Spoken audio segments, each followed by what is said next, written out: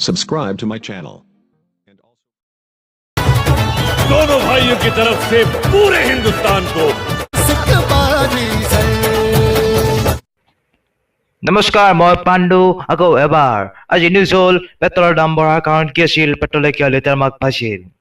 BJP চৰকাৰে কয় যে কংগ্ৰেছ চৰকাৰে 43,000 কোটি টকাৰ যি ধাৰ আছিল ইৰাণক দিবলগীয়া সেয়া দিয়া নাই বাবে এইটো দাম বাঢ়ি আছে আৰু কংগ্ৰেছ চৰকাৰে কয় যে এইবোৰ মিছা মিছা মিছা এতিয়া আমি তাক জানিবলৈ চিধা যাম মনমোহন সিং ডাঙৰীয়ালৈ তেওঁ কি কয় শুনো আহক হয় কওক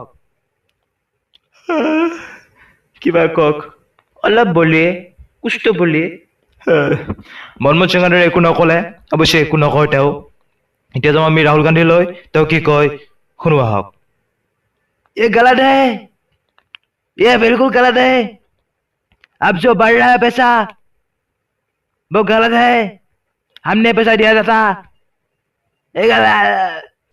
ৰাহুল ডাঙৰীয়াই ক'লে যে এইবোৰ গলত গলত আৰু একদম গলত এতিয়া আমি যাম PM মোদী ডাঙৰীয়াৰ ওচৰলৈ তেওঁ কি কয় শুনো আহক भाई और बहनों मित्रों मैं यह कहना चाहूंगा जो कर्ज थे वो हमने पा करके चुका दिया अब कोई कर्ज नहीं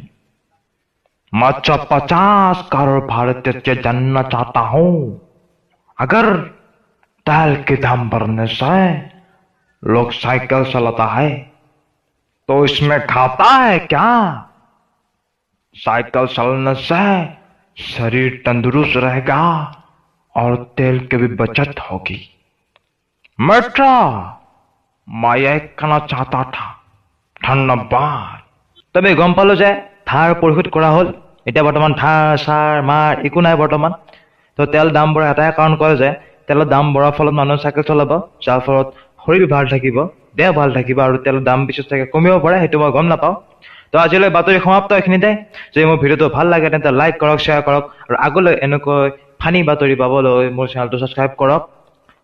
আৰু যোনে ছাবস্ক্ৰাইব কৰা নাই ছাবস্ক্ৰাইব কৰাৰ লগত যদি ঘণ্টা নে ঘণ্টা আছে সেইটো বজাই দিয়ক যাতে মোৰ ভিডিঅ' পাবলৈকে ইউটিউবত পাই যায় ধন্যবাদ